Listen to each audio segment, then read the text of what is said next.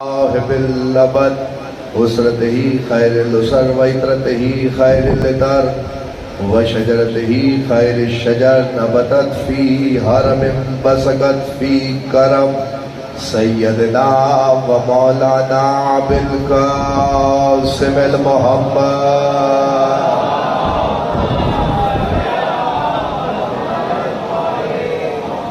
وإلى بيته الطيبين الطاهرين المعصومين المنتجبين المنتخبين الذين عذب الله عنهم الرجس وطهرهم تطهيرا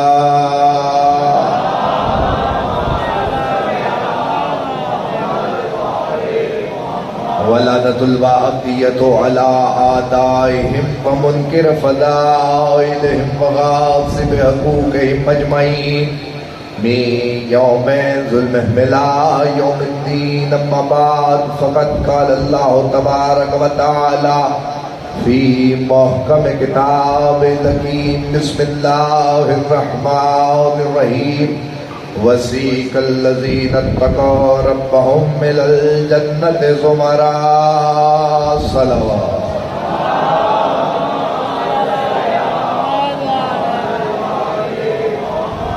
دعا کر رہا ہوں پروردگار عالم بانیان کا انتظام و انصراف بارگاہ زمین میں قبول و منظور فرمائے.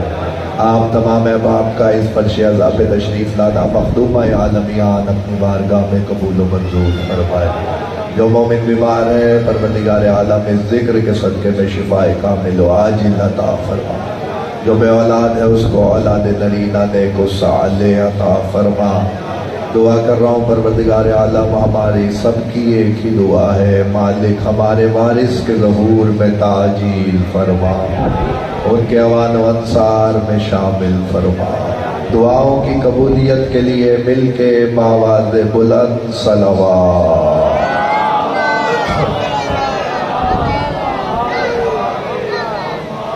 اجازت ہے ماشاءاللہ. اس وقت سرنامہ بیان میں نے آپ کے سامنے جس آیہ معافی ہدایہ کو تلاوت فرمایا ہے سورہ زمر کی آیت ہے. پہلے سورہ کا تعارف کروا دوں کہ پروردگار عالم نے اس سورہ میں جنتیوں کا ذکر کیا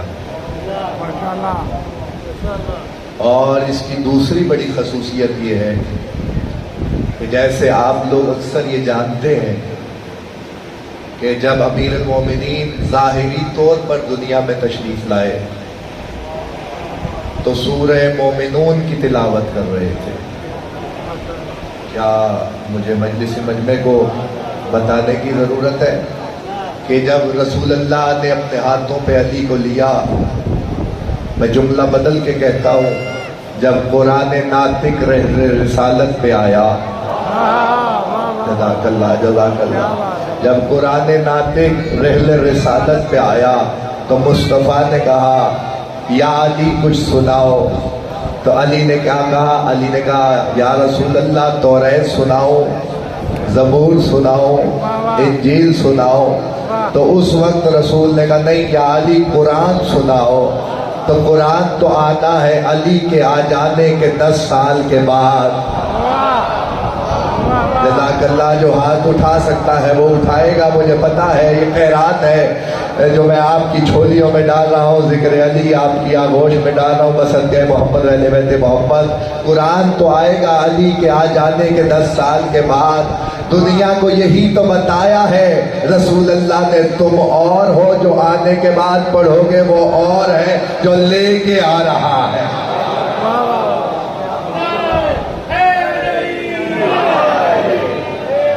بخاری صاحب دعا فرمائیے گا. تو آئے تھے تو بلا اتفاق رائے تمام مفسروں نے لکھا ہے کہ حضرت علی نے سورہ مومنون کی تلاوت کی ماشاءاللہ. اب اس میں گنجائش پیدا کی مفسروں نے کہ کسی نے لکھا کہ 40 آیتیں پڑھی علی نے، کسی نے کہا کہ پورا سورہ پڑھا علی نے، کسی نے کہا 18 آیتیں پڑھی. کم سے کم بھی اگر کسی نے لکھا تو اس نے لکھا کہ 18 آیتیں علی نے پڑھی. سورہ مومنون کی 18 آیتیں پڑھی، 2 باتیں، تیسری کوئی بات نہیں. یا تو یہ ماننا پڑے گا کہ جو علی کہہ رہے تھے اللہ قرآن بنا رہا تھا. نہیں نہیں نہیں نہیں، اب بولنا چاہیے تھا، اب آپ کو بولنا چاہیے تھا. بس کہ محمد والے بیت محمد، جو علی کہہ رہے تھے اللہ قرآن بنا رہا تھا، یہ ماننا پڑے گا کہ علی کی نگاہ ایسی ہے کہ مصطفیٰ کے ہاتھوں پہ لوح محفوظ کا مطالعہ کر رہے ہیں.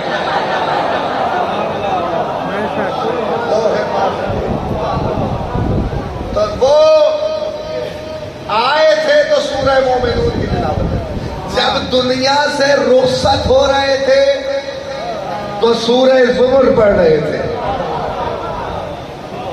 جب دنیا سے جا رہے تھے تو سورہ زمر پڑھ رہے تھے. اسبغ ابن نباتہ کہتا ہے کہ جب 19 رمضان کو علی کے سر پہ ضرب لگی، صاحب سر صحابی ہے، یعنی رازدار علی کا صحابی ہے اسبغ ابن نباتہ. اسبغ ابن نباتہ کہتا ہے جب علی کے سر پہ ضربت لگی تو امام حسن نے ایک زرد رنگ کا رومال امیر المومنین کی پیشانی پہ باندھ دیا. باقر بھائی جملہ بڑا قیمتی ہے.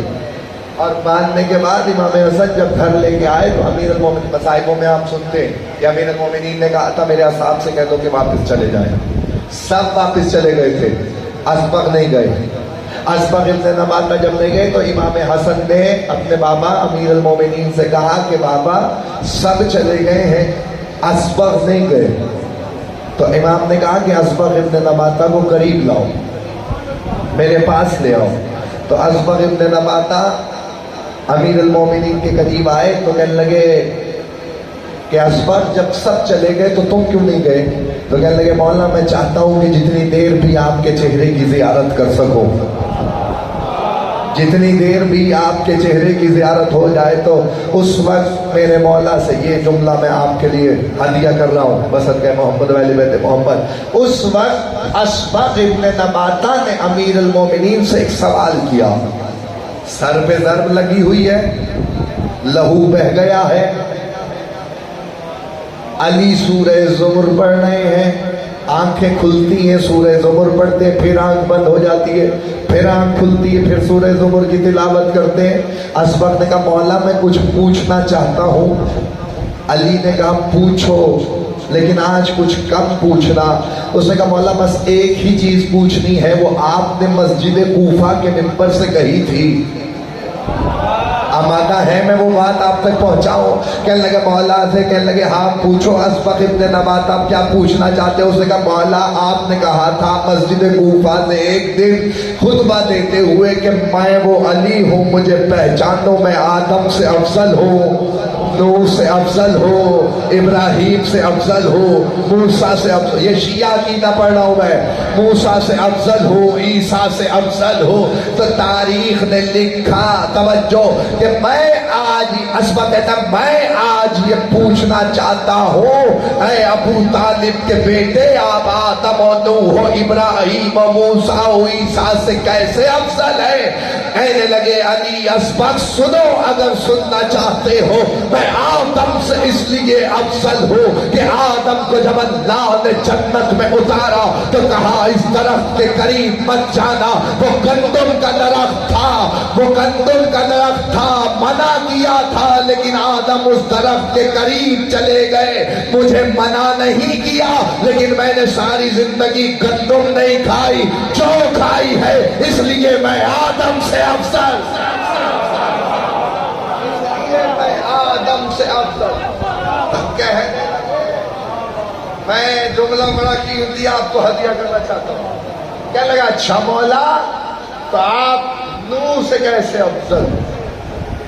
کہنے لگا نوح سے اس لیے افضل، علی بول رہے ہیں، نوح سے اس لیے افضل کہ نوح نے جب کشتی تیار کی اور پانی آیا اور کشتی پانی کے دوش پہ تیرنے لگی تو اس وقت نوح کا بیٹا ایک پہاڑ پہ چڑھ گیا، اور جب پہاڑ پہ پہنچا تو اس وقت نوح کے بیٹے نے کہا کہ مجھے پہاڑ بچا لے گا.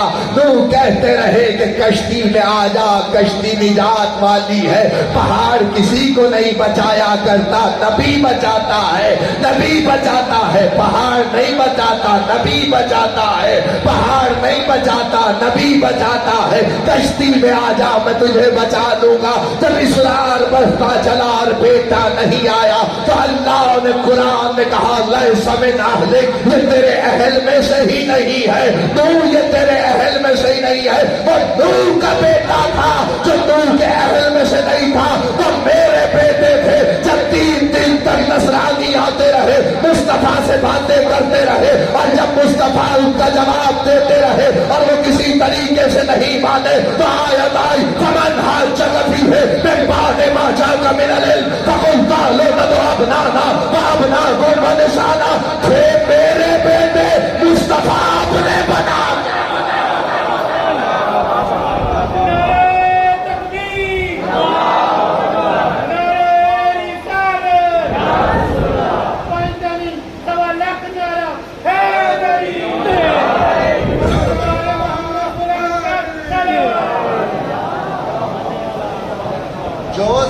سننے آیا ہے ذکر یہی ہوتا ہے. جو ذاکر کو سننا آیا وہ اپنی مرضی کے ذاکر کو داد دے دے, اس میں تو مسئلہ نہیں ہے. ہاتھ تو وہی اٹھائے گا ذکر امین المومنین پہ جس کے اندر سے ذکر کی تاب برداشت کرنے کی طاقت ہوگی. فیس ویلیو آج زمانہ اس قسم کا ہو گیا. اب میں کیا کروں, اس محل میں لے آئے ہیں احمد علی کو. پہلے یہ بہت سچی بات ہے, سچی باتیں کڑوی ہوتی ہیں. پہلے 10 محرم کے بعد پوچھا جاتا تھا کہ مجلس کہاں ہے. اب پوچھا جاتا ہے کون پڑھ رہا ہے. یعنی ہماری پڑھنے والوں کی عزت ذکر کی وجہ سے ہے.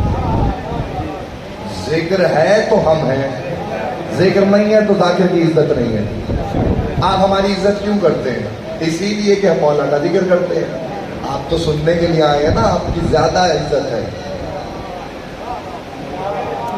میں تو سچی بات کرنے کا قائل ہوں. ہم پڑھنے کے لیے آتے ہیں, پڑھتے ہیں, نیاز دل کے چلے جاتے ہیں. ازادار تو بے لوث آ رہا ہے, لیکن ازادار کو کم سے کم اتنا اپنے آپ ko رکھنا چاہیے پاکیزہ کہ وہ ذاکر سننے نہ آئے, ذکر سننے آئے. کیا بات. ذاکر سننے والا زمانہ گزرتا جا رہا ہے, یاد رکھیے گا اس بات کو. اور ذکر کی اہمیت اگر باقی رہے گی تو ہم سب باقی رہیں گے. اسی لیے پیغام کچھ ہوتے ہیں تو میں دیتا چلا جاتا تھا. اس لیے نوح سے افضل ہو کہ نوح کا بیٹا اس کے اہل میں سے ہی نہیں. اور حسن و حسین میرے بیٹے تھے, مصطفیٰ نے کہا میرے بیٹے ہیں. مباہلے میں اپنے بیٹے بنا کے لگا اچھا تو ابراہیم سے کیسے افضل. اسبق پوچھ رہا ہے, کہنے لگا اچھا تو مولا بتائیے آپ ابراہیم سے کیسے افضل. کہنے لگا ابراہیم سے اس لیے افضل کہ جب ابراہیم کو پتا چلا کہ اللہ مردوں کو زندہ کرے گا تو اس وقت جوادی صاحب ابراہیم نے پروردگار سے کہا پروردگار میں چاہتا ہوں کہ مشاہدہ کروں کہ تو مردے کو کیسے زندہ کرے گا. تو آواز آئی ابراہیم کیا ہم پہ یقین نہیں ہے؟ تو کہا ابراہیم نے کہ پروردگار یقین تو ہے لیکن اطمینان قلب چاہتا ہوں, اطمینان قلب چاہتا ہوں. تو اللہ نے کہا ابراہیم ایسا کرو 4 پرندوں کو آواز دو, 4 پرندوں کو آواز دو. مور تھا, باز تھا, پرندوں. مور تھا, باز تھا, کوا تھا اور کبوتر. 3 حرام تھے,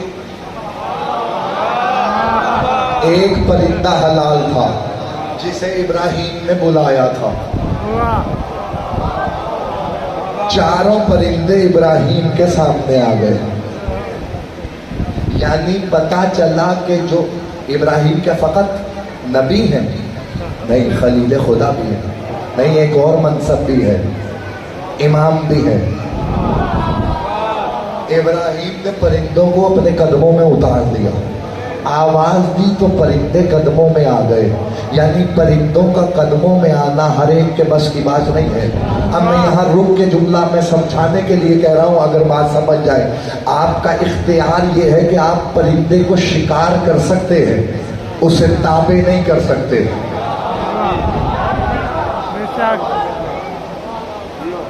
तोता पाला है किसी ने? जब तक पर काट के रखेंगे तब तक ही आपकी बात सुनेगा। पर आ जाएंगे तो उड़ जाएगा। इसका मतलब यह है जितना मर्जी खिला पिला लीजिए, ताबेदार नहीं कर सकते, मुती नहीं कर सकते कि जब आप चाहे वो आ जाए, जब आप कहें भेज दें। मुती नहीं कर सकते। अल्लाह ने आपको ये इख्तियार दिया है कि तीर कमान उठाइए, बंदूक उठाइए, उसे ज़ेर कर दीजिए, मार दीजिए। ये है आपके पास इख्तियार। आप शिकार कर सकते हैं, मुती नहीं कर सकते। मैं क्या करूं, मैं रुक गया हूं। अली काबे का तवाफ कर रहे थे। तवाफ करते करते अचानक अली की निगाह एक तीतर नुमा परिंदे पे पड़ी। अली ने उसे इशारा किया, वो अली के कदमों में आ गया। जिस तरह आप सुनना चाहें सुनते रहिए, मैं ऐसे ही पढ़ूंगा। तारीख कह रही है वो अली के कदमों में आया। अली ने उसकी तरफ देखा और देखने के बाद अमीर अल मोमिनीन ने कहा, सुनेंगे जुमला? अली ने कहा, यहां मैंने तेरा रिस्क रखा ही नहीं है। नहीं नहीं नहीं, आप बोलना चाहिए था आपको। यहां मैंने तेरा रिस्क रखा ही नहीं है, तू यहां क्या कर रहा है? उसने कहा, मौला ये तो बात सच्ची है कि आपने मेरा रिस्क यहां नहीं रखा। तो फिर अली ने कहा, बता तू फिर यहां जिंदा कैसे है? उसने कहा, मौला जब भूख लगती है तो आप पे दरूद भेजता हूं, जब प्यास लगती है तो आपके कातिल पे लानत करता।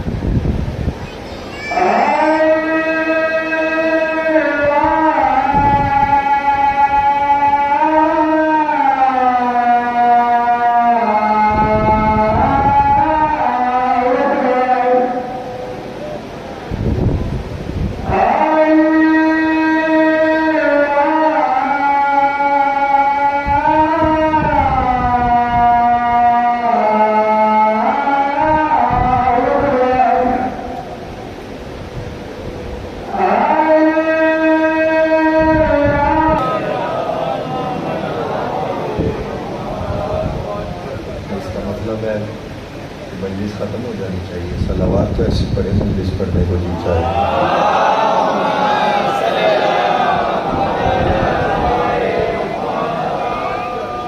इब्राहिम क्या इत्मीनान कल्ब नहीं का परवरदिगार? यकीन तो है लेकिन इत्मीनान कल्ब चाहता हूं। का चार परिंदों को आवाज दो, आवाज दो। चार परिंदे उतर आए। इब्राहिम ने ज़िबा करो।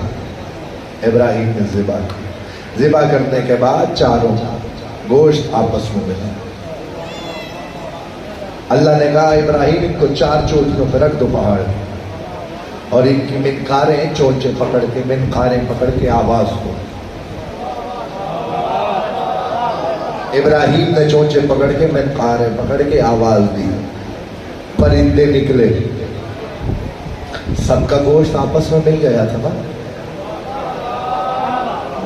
पर अलहदा थे, ढांचे अलहदा थे, सब कुछ जुड़ा, गोश्त चढ़ा।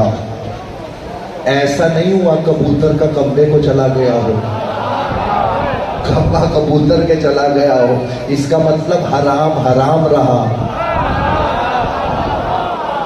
हलाल हलाल रहा।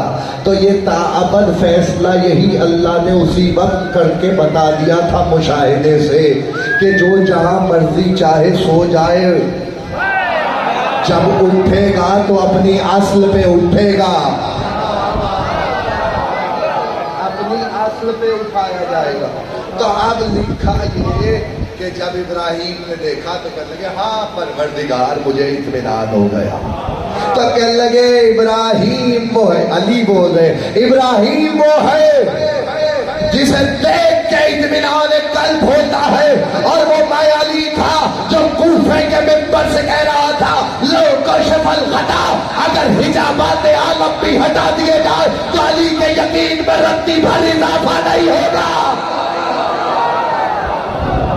جس منزل پر علی کا یقین ہے نہ اس سے کم ہوگا نہ اس سے زیادہ ہوگا. اس لیے میں ابراہیم سے افضل. کہنے لگا بتائیے مولا موسیٰ سے کیسے افضل؟ کہنے لگا موسیٰ سے اس لیے افضل کہ جب موسیٰ ہجرت کی راہ نکلا اور فرعون کا لشکر پیچھے تھا تو قرآن نے آواز دی فخرج منها خائفا يترقب قال نجني من القوم الظالمين. فخرج منها خائفا يترقب قال نجني من القوم الظالمين. موسیٰ آواز دے رہا تھا پروردگار میں خوف زدہ ہوں, مجھے ظالموں سے نجات دے. جملہ قیمتی ہے. سلامات بھیجیے محمد والے.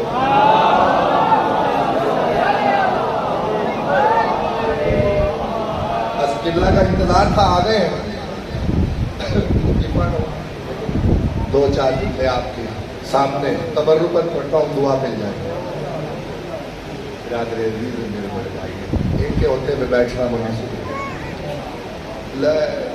فخرج منها خائفا يترقب قال نجني من القوم الظالمين. کون کہہ رہا ہے؟ موسیٰ کہہ رہا ہے. نکلتے ہوئے ہجرت کی رات کو فیصلہ ہو جائے گا مولا کی قسم. جو جملہ سننے کے لیے آئے ہیں جملہ یاد رکھیے گا, دلوں پہ نقش کرنے جا رہا ہوں. بصدقہ محمد و اہل بیت محمد. وہ موسیٰ تھا, علی بولے وہ موسیٰ تھا جو ہجرت کی رات خوف زدہ تھا. وہ میں علی تھا جو 40 تلواروں میں سویا ہوا.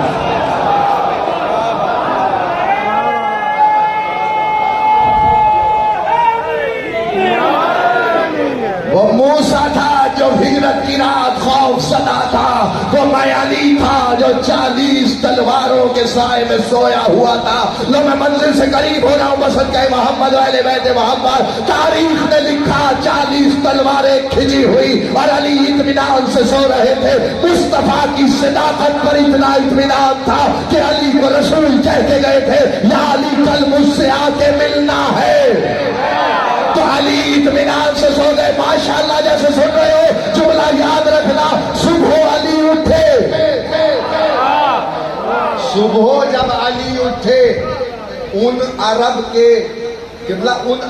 کے سامنے سو رہے تھے جو کروٹوں کے پہلو سے بتا دیتے تھے کون سو رہا ہے. تلوار کے انداز سے بتا دیتے تھے کون لڑ رہا ہے. ان میں علی سوئے ہوئے اور 40 تلواروں کے سائے میں سوئے ہوئے.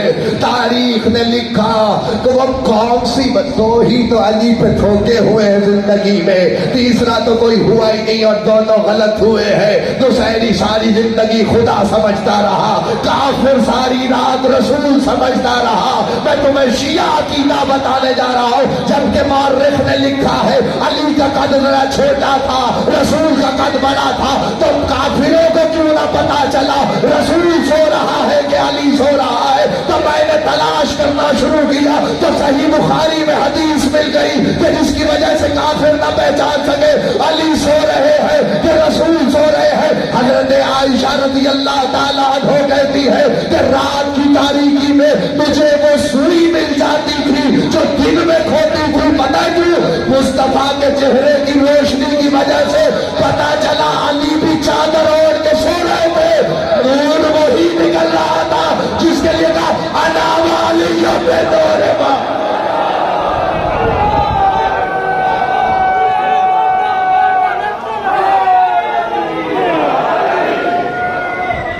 نور ایک ہی تھا جو پیشان کے اثر سے نکل رہا تھا. اور 40 تلواروں کے سائے میں اطمینان سے علی سو گیا. اور جب صبح اٹھے تو علی کی بلاغت کے کیا کہنے. کافروں نے کہا مصطفیٰ کا میرے حوالے کر کے گئے تھے, میرے حوالے کر کے گئے تھے. اس کے بعد علی کو کہا تھا مصطفیٰ نے یا علی مولا کی قسم اس سے بڑا جملہ میرے پاس نہیں ہے، یاد رکھیے گا، تاریخی جملہ آپ کے حوالے کر رہا ہوں۔ رسول اللہ نے کہا تھا یا علی کل کافروں کی امانتیں واپس کر کے مجھ سے آ کے مل لینا۔ میں نے ہجرت نہیں پڑھنی، یہ جملہ آپ کو سنانا ہے جس کے لیے ساری محنت کرایا ہوں، اور پھر اس کے بعد میں آیت تک آ رہا ہوں جو میں نے آیت پھر نامہ بیان میں پڑھی ہے، بس کہ محمد و اہل بیت محمد۔ رسول اللہ کافروں کی امانت علی کے حوالے کر کے گئے تھے۔ جملہ میں نے آہستہ سے کہنا ہے لیکن وزنی جملہ ہے، جو مصطفیٰ کافروں کی امانت علی کے علاوہ کسی کے حوالے نہیں کرتا، وہ اللہ کا دین کسی ایرے غیرے کے حوالے کر جائے۔ شاباش، جزاک اللہ، جزاک اللہ۔ جو کافروں کی امانت کسی کے حوالے نہیں کرتا بغیر علی کے، وہ اللہ کا دین کسی اور کے حوالے کر جائے گا، وہ علی تھا۔ جب کافروں کی تلواروں کے سائے میں اطمینان سے سو رہا تھا، کہنے لگا مولا، اصغر نے پوچھا مولا، چہلوں کی مجلس نہ ہوتی تو میں بڑھ جاتا آگے، لیکن ایک جملہ سن لو، مولا آپ عیسیٰ سے کیسے افضل؟ کہنے لگا میں عیسیٰ سے اس لیے افضل کہ جب وقت ولادت عیسیٰ ہوا میرے بچے کو یاد ہے، میں آگے بڑھ جانا چاہتا ہوں۔ جب وقت ولادت عیسیٰ ہوا اور جناب مریم پہ وہ وقت آیا کہ جب بچے نے دنیا میں آنا تھا، تو اللہ نے کہا مریم یہ بیت المقدس ہے، یہ اللہ کا عبادت خانہ ہے، یہاں سے چلی جاؤ، یہ سچا خانہ نہیں ہے۔ اور پھر اس کے بعد کہنے لگے وہ فاطمہ بنت اسد تھی جنہیں 13 رجب کو اللہ نے بلایا تھا کہ فاطمہ بنت اسد آ جاؤ، اسی بچے کے انتظار میں تو یہ گھر خالی پڑا ہے۔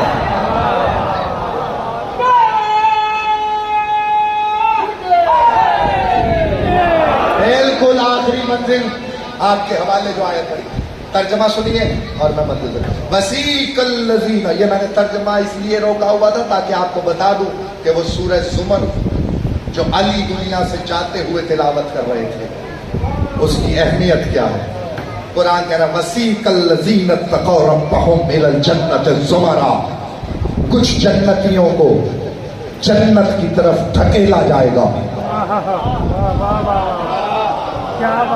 کچھ جنت، بالکل آخری جملہ ہے، جنتیوں کو جنت کی طرف دھکیلا جائے گا، ہقایا جائے گا۔ قرآن کا لفظ ہے ہقایا جائے گا۔ جوادی صاحب آپ جانتے ہیں ماشاءاللہ، آپ پڑھے لکھے بیٹھے ہیں، مدرسے سے فارغ التحصیل ہے، ہقایا جائے گا۔ ہقایا اس طرف جاتا جہاں کوئی نہ جانا چاہتا ہو۔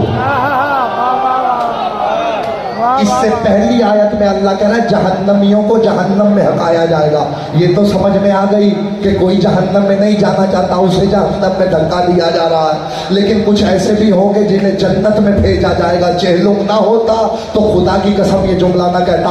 آغا بشیر نجفی آل اللہ مقامہ، انہوں نے یہ جملہ حفظ اللہ تعالیٰ نے، انہوں نے اس کی تفسیر لکھتے ہوئے انہوں نے لکھا پتہ ہے کیوں نہیں لوگ جنت میں جانے کا مشتاق ہوں گے؟ اس لیے کہ وہ کہتے ہیں کہ لوگ حسین کی زیارت کرنے میں اتنے مصروف ہو گئے، اللہ کہے گا انہیں جنت میں بھیجو، وہ کہیں گے ہمیں جنت نہیں، حسین کی زیارت جائے۔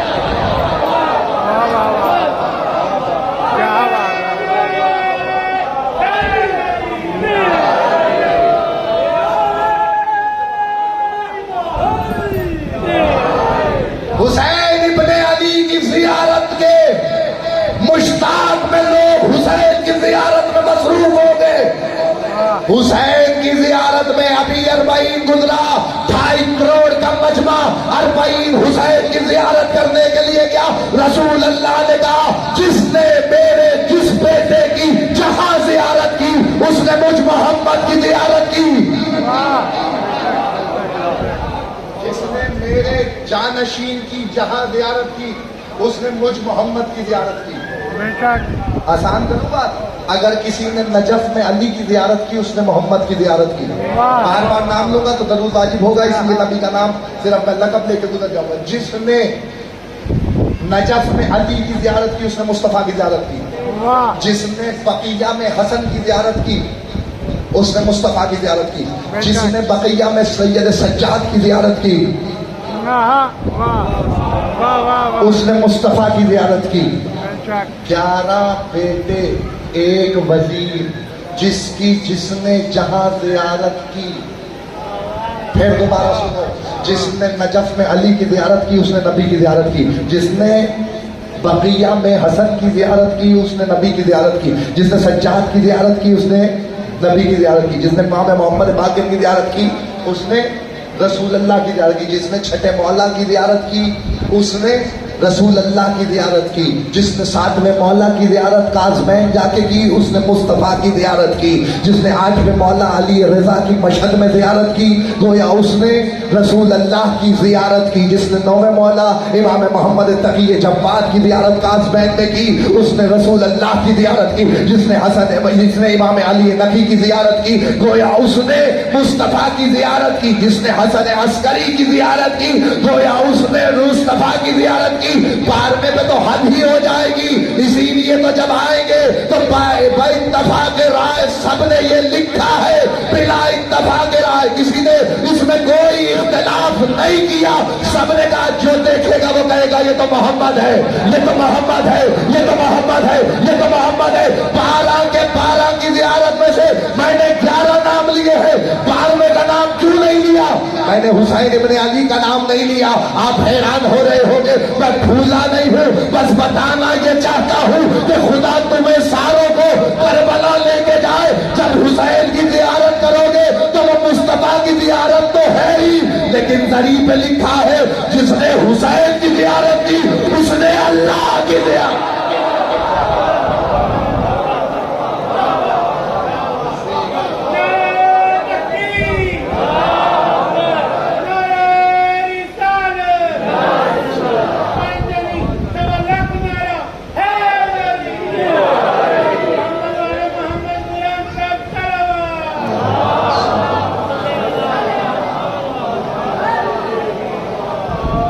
چہلم کی مجلس حسین کے چہلم کے لیے آئے ہیں.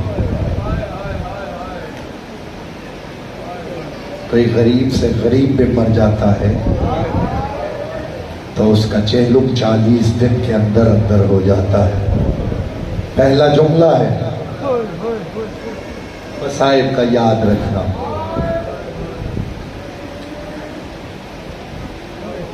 کبھی سوچا ہے کہ حسین کا چہلم میں 1 سال کے بعد کیوں ہوا؟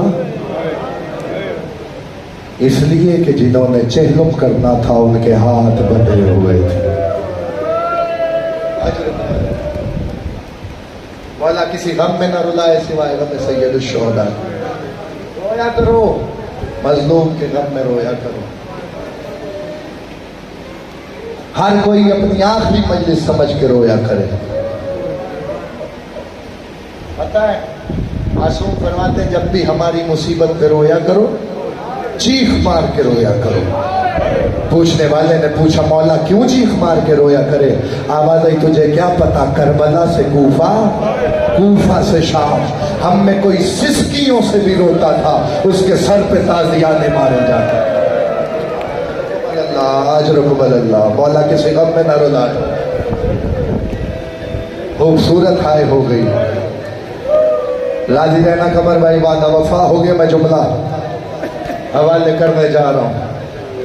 بلایا مولا سجاد کو یزید دربار میں, کہنے لگا میں رہا کرتا ہوں.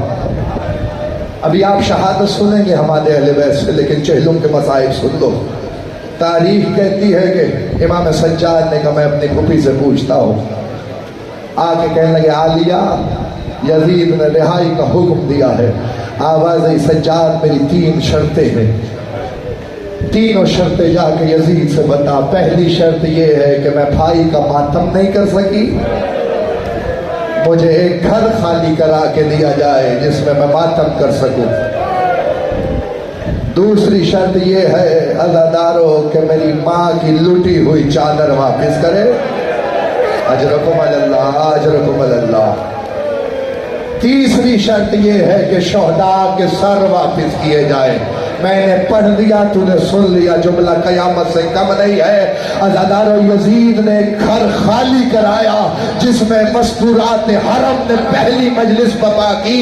مجلس بپا ہوئی تو ذاکرہ پہلی حسین کی بہن ہے، سن سکو تو سننا۔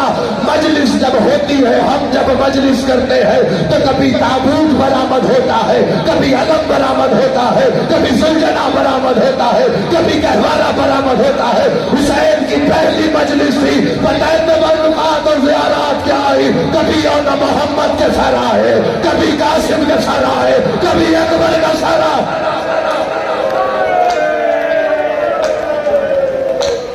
اللہ کوئی غم نہ دے یار سوائے غم حسین کے۔ جزاک اللہ دعا ہی دے سکتا ہوں۔ ایک جملے کی اور رحمت ہے، جی بھر کے بھائی کا ماتم کیا۔ یزید نے رنگین کپڑے ڈال کے، قبلہ تائید فرمائیے گا، رنگین کپڑے ڈال کے ہماریاں بھجوائی۔ عالیہ نے کہا میں 72 کی سوگوار ہوں، ہمیں کالی ہماریاں چاہیے۔ آواز آئی سجاد کی بھوپی ابا مدینے جائیں گے یا کربلا جائیں گے؟ عزادارو مقتل کہتا ہے آواز آئی بھائی کا چہلم کرنے کربلا جاؤں گی۔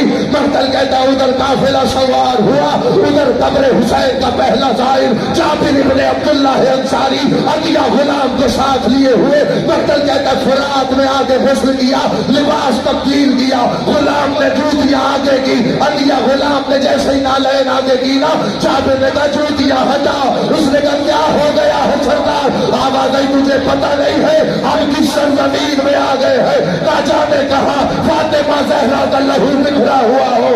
عزادارو مقتل کہتا ہے ایسے عالم میں جابر آگے بڑھا، ایسے آگے بڑھ رہا تھا جیسے حسین اکبر کے لاشوں پہ گئے کوہنیوں کے بل چھٹنا ہوا، آواز دیتا جاتا تھا حسین جابر آیا ہے، حسین نانا کا صحابی آیا ہے۔ کوئی آواز نہیں آتی تھی، رخسارے تو قبر حسین پہ رکھا، آواز دی نانا کا صحابی آیا ہے۔ پہلے بلاتا تھا تو آواز دیتے تھے، اب آواز نہیں دیتے، اب قبر ہلنے لگی، قبر سے آواز آئی جابر قبر چھوڑ، سال کی قید نبھا کے میری بہن جیل۔ ایک منزل رہ گئی، سارے رو پڑے ہو، ایک جملہ اور پڑھتا ہوں۔ تاریخ کہتی ہے جابر اس طرف دوڑا جہاں اونٹوں کے گلے میں گھنٹیوں کے بجنے کی آواز آ رہی تھی، آگے بڑھ کے کہتے قافلے والوں ان سواریوں سے نیچے اتر آؤ، یہ کربلا کی سرزمین ہے، تمہیں نہیں پتا یہ اکبر کی جاگیر ہے، یہاں سواریوں میں بیٹھ کے آنا منع ہے۔ عالیہ نے بھتیجے کا نام سنا، آواز سجاد اس سے پوارا گئے، یہ بتائے کس کی زمین ہے؟ آواز اکبر کی زمین ہے۔ کھڑے ہوئے سے عالیہ نے اپنے آپ کو گرایا، قبر حسین کا رخ کر کے کہا بھیا چیلم کرنے بہن آئی ہے۔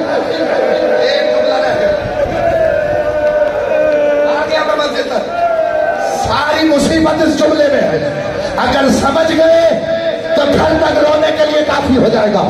ماتم سارے ضرور کر لینا، جو شیعہ گھر سے ہے وہ ماتم ضرور کرے۔ ہر بیوی اپنے وارث کی قبر پہ تھی، سنو گے جملہ؟ سیدہ حسین کی قبر پہ آئی، آگے کہنے لگے بھیا تو نے 2 امانتیں دی تھی، ایک شام کے زندان میں سو گئی، ایک کو بچا کے وطن لے آئی ہوں۔ عالیہ نے دیکھا ایک ماں ہے جو کہیں بھی ریت کا چھوٹا سا ڈھیر دیکھتی ہے، مر جاتا جملہ نہ پڑتا، اسی ڈھیر پہ گرتی ہے، پھر اٹھتی ہے، پھر گرتی ہے اور کہتی ہے بتا تو میرا اصغر ہے، بتا کیا تو میرا اصغر ہے۔